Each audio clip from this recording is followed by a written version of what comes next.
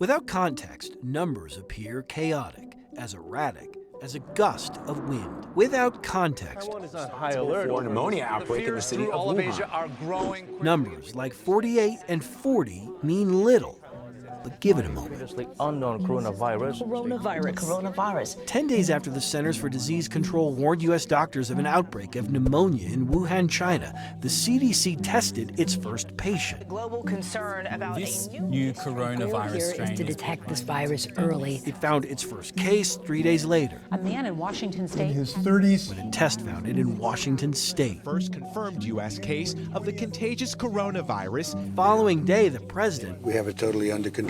appeared unfazed. It's going to be just fine. And day after day after day, all was fine. Until one day, someone suggested maybe it wasn't. We don't know the accuracy of this test. Not that it stopped an anxious CDC from sending those tests to various state labs, but there was clearly a problem. Supplied with the new kits, states managed to test no more than 1, 0, 3, or 2 samples per day. Finally, by mid-February, the CDC admitted They were getting indeterminate answers.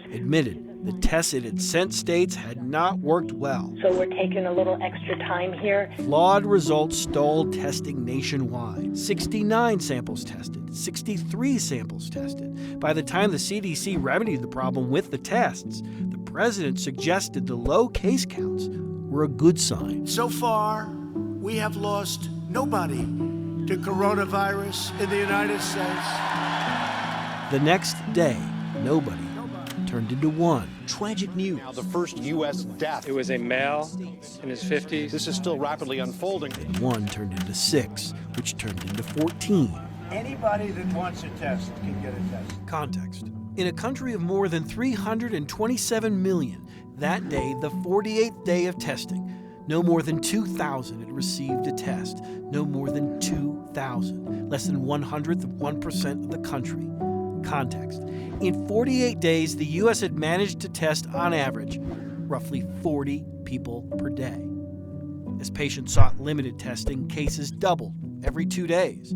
400, 1,300. Now have the capacity to test up to 75,000 people for COVID-19. That day, the U.S. had tested roughly 6% of that number, roughly 5,000 in all tested.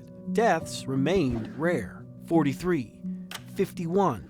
Yet that day, That is a failing. And a failing, yes. It is a failing. I mean, let's admit it. Dr. Anthony Fauci finally said what anybody who wanted a test already knew. The idea of anybody getting it easily, the way people in other countries are doing it, we're not set up for that. Do I think we should be? Yes, but we're not. Following day, 1,300 positive cases and at least 55 deaths. We therefore expect up to 500,000 additional tests will be available early next It week. would take another 13 days for the country to test 500,000. 13 days of more cases and a rapid increase in deaths. 100, 200, 400, 700, 1,200. By the time the country tested 500,000, the country had confirmed more than 86,000 positive cases. We're just learning about this for the first time. A statewide order for people to stay at home. And by the time the country tested 1 million, more than 3,800 were dead. The death toll is rising. We are in the surge, yes. Context. During the first 48 days of testing, the country managed to test roughly 40 patients per day. More than a month later, we are still trying to understand the ramifications of that, at a time when even now, anyone who wants a test still can't get a test.